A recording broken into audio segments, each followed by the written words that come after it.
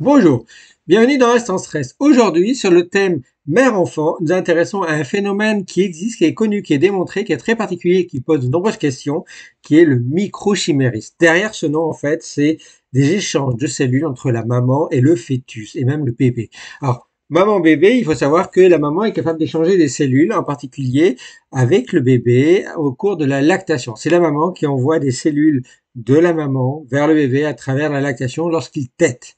Mais aussi, vous devez savoir, il y a un grand phénomène qui se passe au cours de la grossesse, c'est le fœtus, c'est-à-dire avant le bébé, dans le ventre de sa maman, envoie à sa maman, à travers le placenta, des cellules fétales. Et en majorité, ce sont principalement des cellules souches. Et ces cellules souches, elles vont dans différents organes. Elles vont même s'intégrer chez la maman, dans le foie de la maman, dans le cœur, dans la peau, dans le cerveau, ça va moduler le système immunitaire. Alors, il y a de nombreuses questions sur ça. À quoi ça sert? Alors, au cours de la grossesse, le fœtus serait capable d'envoyer des cellules pour, entre guillemets, faire une négociation avec la maman, avec les organes et le système immunitaire de la maman pour que le système immunitaire ne rejette pas le fœtus et donc le futur bébé au cours de la grossesse.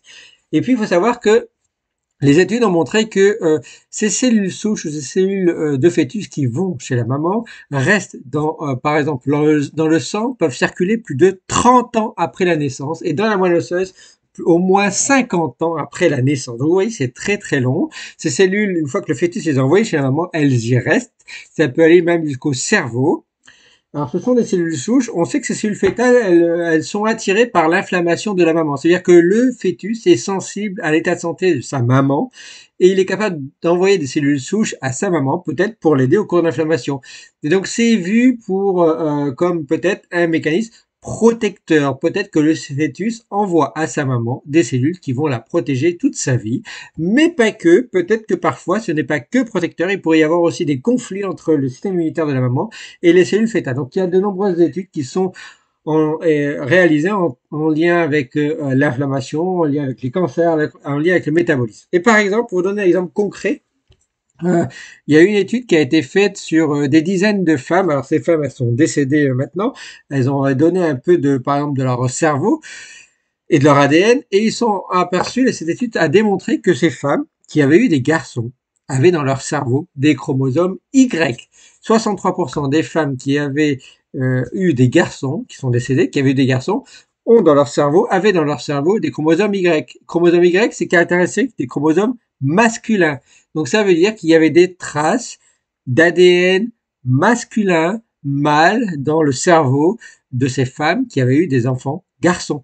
Donc en gros, ça participe à montrer que les fœtus envoient bien des cellules dans différents organes, c'est connu, y compris dans le cerveau.